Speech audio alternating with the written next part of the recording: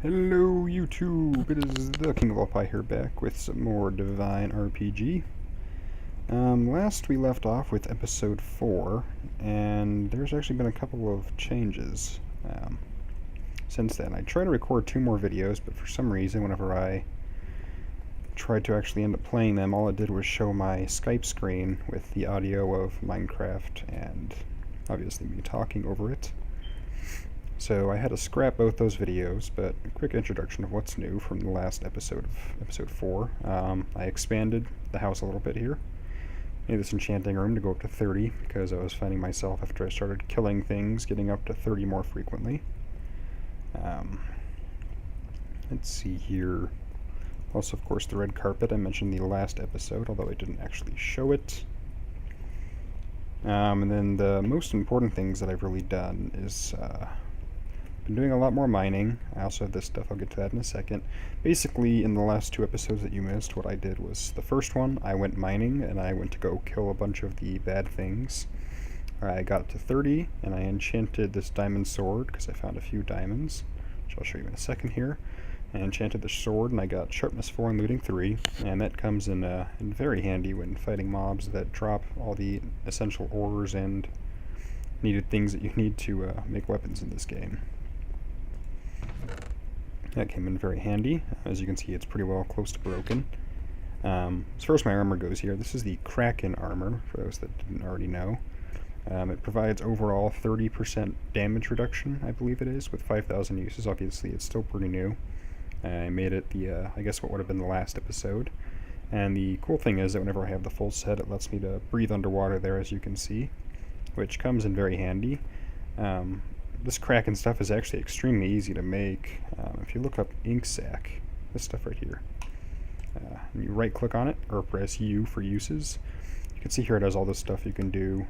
But here's one of the things: you can make a Kraken scale with it, with 7 ink sacs, and then with that you can craft 2 of those to make a Kraken skin, and with that you can make all the armors, or all 4 armor pieces, along with a couple other things. So I believe in all this is over like 2, 3, 4 stacks or something of ink, something like that, that I needed to make this, which it wasn't bad when I have this and get 5 or 6 pieces per squid, I mean. I've just been going around and going to little rivers and little ponds around here and finding squid that were inevitably going to die anyway, and cutting them up and taking their ink. The stone falcon is obviously not with me today. Some ink there. But I was trying to accumulate some more ink for him so I can make him a set of this stuff too. I find that it works a lot better than the iron armor for whatever reason, along with the breathing underwater, which is very nice. I saw a YouTube video of a guy that made some real might armor with this stuff, real might, and he enchanted it, and it worked okay for him, but I also saw that he upgraded really quickly from it, and it seems like you can do better things with real might, like make tools and whatnot, and weapons. So I didn't do that. Obviously there's quite a other abundance of things in here that you may not have seen last time. Pretty much all this stuff is new here. Obviously the diamonds, I just found some more of that stuff. I found this thing, I don't remember what dropped that, but something dropped that. I just showed you how to make the Kraken skin and scales. Obviously ender pearls from Endermen. This stuff right here though, aquatic pellets, those are needed to make a weapon that I'm going to be making here soon. Forgot to check the time before starting, oh well. Probably 25-minute episode if I didn't do that right. But anyway, aquatic pellets, you get these from King Crab. And these are used to make a weapon, I'll get to that in a second. Crab claw, these can drop off of the smaller crabs along with the king crabs, I believe. And again, I've been using my looting sword in combination with my bow here, so I didn't have to kill as many king crabs and crabs as I actually did to get these. Don't remember what dropped that, as I said. I don't even know what that's used for. I have no idea. If somebody watches this and actually knows, a comment would be appreciated as to what that does, because I'm too lazy to go look at the wiki. The rupee and real might stuff here, I got these while caving.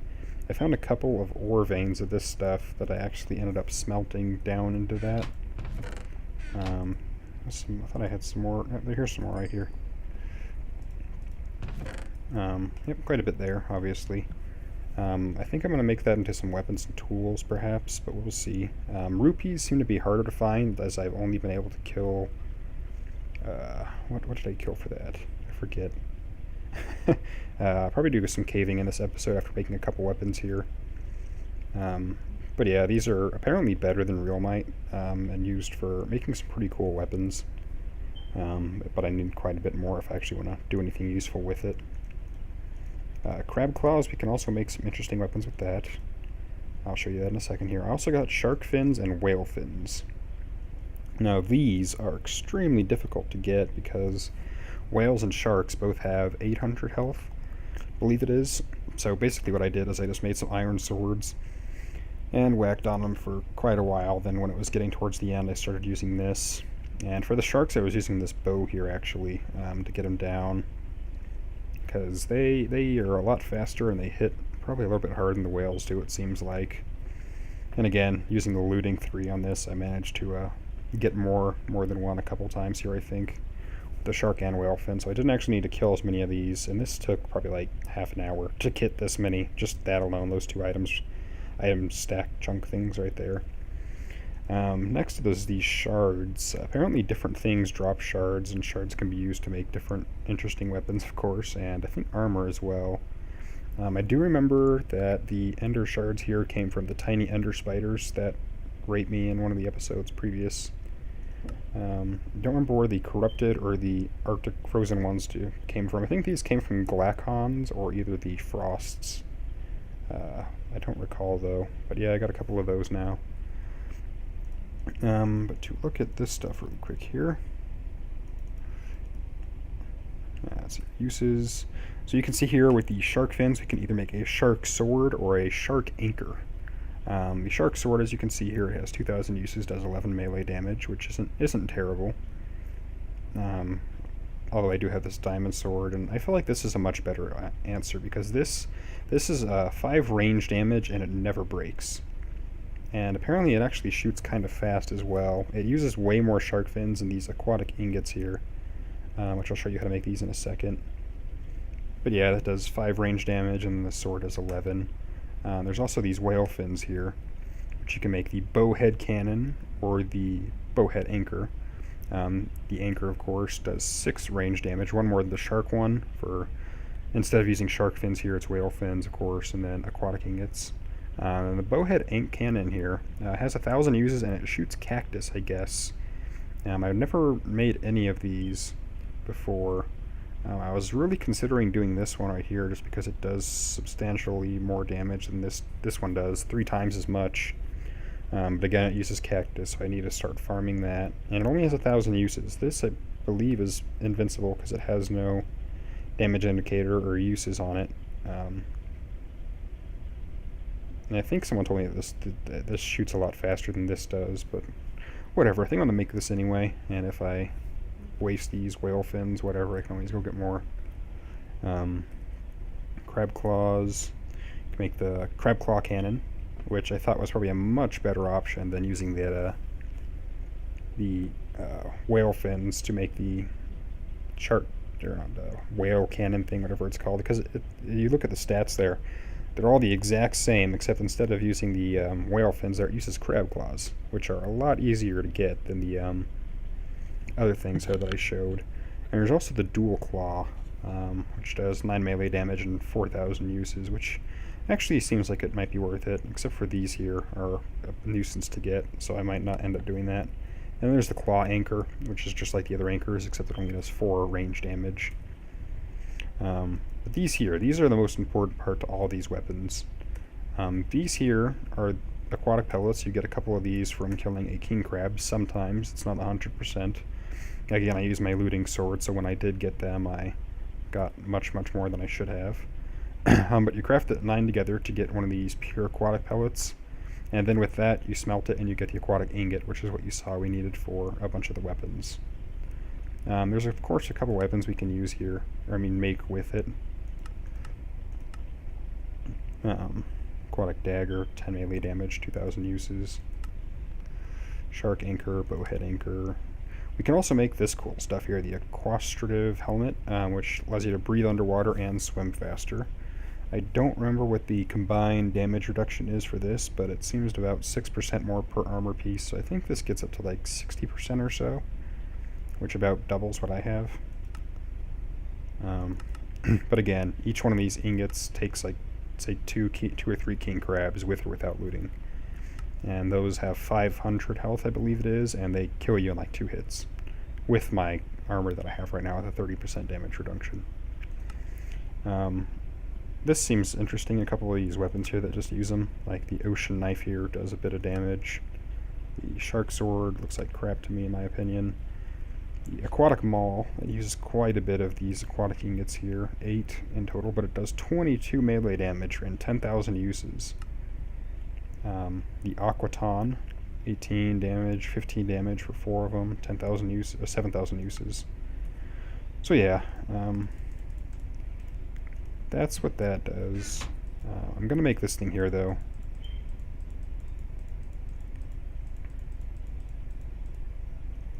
Two of those is all I need. I'm gonna go kill some more king crab here if I want to make the stone falcon a set of this fancy weapon here. I'm hoping that this is going to be able to replace my bow, because it's really getting annoying considering how quickly these things break, in addition to farming arrows. Hello, Mr. Cyclops. But yeah, farming arrows is definitely a pain, because we have to go either find skeletons or kill a bunch of chickens and dig up gravel, which is rather annoying. So we can hopefully this thing here is going to be able to replace the bowhead anchor. There we go. And then, oh yeah, here we go. Shoots stuff. I don't know if it actually does any damage if I hit with it. Just says 6 range damage, so I'm assuming it only does half a heart if I hit with it. But you can see here it has no damage indicator after firing all these things, so... Mr. Cyclops. It's just a visual bug. Huh. Anyway, yep, that's basically what I did. In this episode, I think I'm going to go try to do some caving stuff, maybe find some more rupees, which would be nice. There's also another big change, which I might be able to show you here in a couple minutes. Oh wow, this is like extremely nice. I'm so glad I did that. I hope this thing never breaks. I'm sure there's better things out there than this, but look how fast this shoots. It keeps this thing away from me. And it never breaks, doesn't use any ammo of any type. Wow, this is impressive. I like this. Again, it's a bit cheap though. Obviously, I'm not even moving at this point, and it's just knocking him back like crazy. Does take quite a bit of time to kill him though. I think I'll switch to my sword here. Oh, perfect timing. Yep, got a gold ingot. Didn't get multiple, but that's fine. Obviously, you can see over here I started a pumpkin farm, and the reason for this is because, yes, I know you didn't have to road-you-till all these, not road-you-till, fertilize or whatever it's called, tilling the land here for all these pumpkin patches, because I know pumpkins don't need tilled ground to grow on. I was just doing it initially because I was trying to lay out a cool pattern to make it efficient when I was growing them, but it kind of failed miserably. But whatever. You can also see here I made these cool looking pumpkins. I also figured out the hard way that if you break these, they you don't get them back. So I don't. Maybe if you use a pick. Oh, okay. Yeah, don't break them with an axe because you won't get them back. But what I did was I saw someone else do a YouTube series on this, and they actually did this game rule, keep capital inventory, there we go, like that, and I think true. And what that does is you press enter there after the end, obviously. But what it does is whenever you die, you don't lose your inventory or experience, which is nice because it is like an RPG game. I mean, even Dark Souls, for those that don't know what that is, you can go look it up. It's an extremely difficult RPG game because it just punishes you over and over again. But even in that game, you don't lose all of your stuff when you die. But as kind of like a downside to dying, I think over here I started clearing out this area. What I was going to do was make a graveyard for every time I die, and I was going to put a pumpkin from whatever killed me, depending, because some of these pumpkins actually take stuff that I don't even have yet. But yeah, I was going to, whenever I die, try to make whatever killed me, put that on top of a piece of stone, and then dig down a couple, like this, and then put a double chest down there. And any levels I have, I'll go and enchant on books, and then I'll put them in this chest and bury it, and never use it again. It's kind of like a punishment for dying. Consecutive deaths as well. Well, I won't do a grave for consecutive deaths. Like if I die from the same Cyclops 10 times in a row, I'll just write on the sign like 10 deaths or something from it. And yeah, I think that would be interesting, as well as losing levels. Kind of reminds me of Dark Souls in that way. You lose your souls every time you die, if you can't get them back, but whatever. That's what I'm going to do here. I'm going to make a big graveyard, see how big this can get by the end of the series. Obviously this is really just like a catch-up episode, seeing as the other 2 episodes there didn't record properly, and I'm hoping this one will. I thought I fixed the problem. It seemed like whenever I left Skype on and I came back, it just kind of freaked out and only recorded that, and I don't know. I reinstalled Fraps though, just to be safe about it. Yeah, there's those little ender spider bastards that...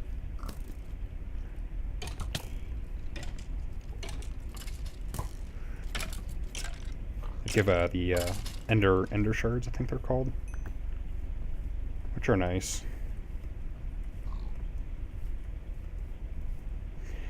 Those can be used to make some crazy weapons, I think, but you need like copious amounts of those shards to do that.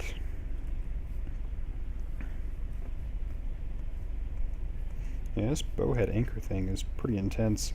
I didn't know that the whale one did more damage initially when I first started killing the sharks. I just thought it made a different weapon, so I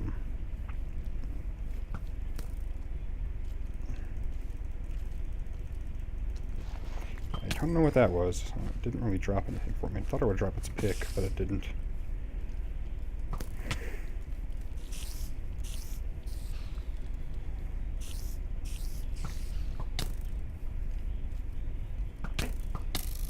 God, I'm stuck on something.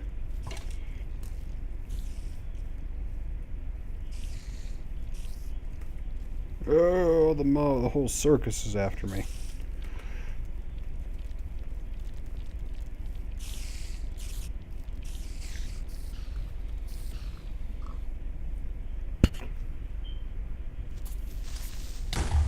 Oh god, that was terrible. Should have been watching behind me. Oh god. Yep, this is the thing that drops those frozen shards. Grab this dirt, fix this later. I hate seeing giant random holes in the ground everywhere. Kind of angers me. I'm just gonna teleport back here. Back to the house. The housen. And press U on this. Iceman Pumpkin and Ice Stone allows flight. Does that mean you can like creative mode flight and fall damage protection? Oh, these ice stones. Okay, so that's what we need. That's what we use to make that. But then how do we get these blue fire ones? Huh. Interesting.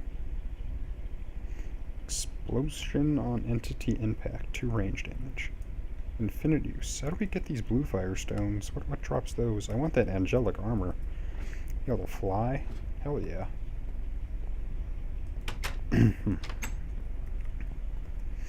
Anyway, I did a very, very light amount of reading on what we're supposed to do, and I guess we're supposed to go to the Nether to acquire a couple of ores that we need in order to make a mysterious clock, I believe it's called. And the mysterious clock allows us to fight the first boss, first of 11 or 12, I think it is, 12 maybe, bosses. Apparently it's the easiest one. There's no real set order to fighting the bosses except for acquiring the materials. But I guess what you do is you make this clock and then you do something with it and it spawns in the boss And apparently it's the easiest boss in the game, so I figured I should probably start with that one. Oh my god, every bad thing in the world.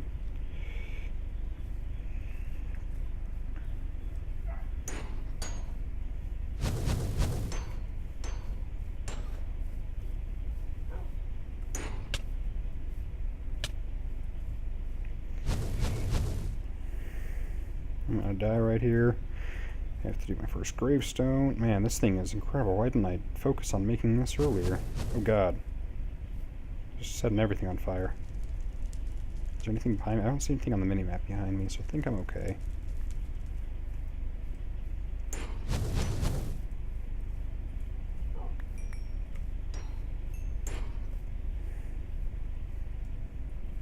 This thing isn't cheap at all.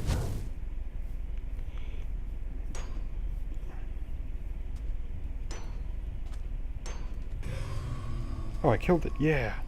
Oh, is that a... Oh, ice stone. Wow. Okay, so those are those things that those ice shards make. So if we want to get ice stones easily, we should either kill a lot of Glacons or a bunch of, or I guess a few... those other things, whatever they're called. The frosts. Because those drop whole stones. The Glacons only drop shards.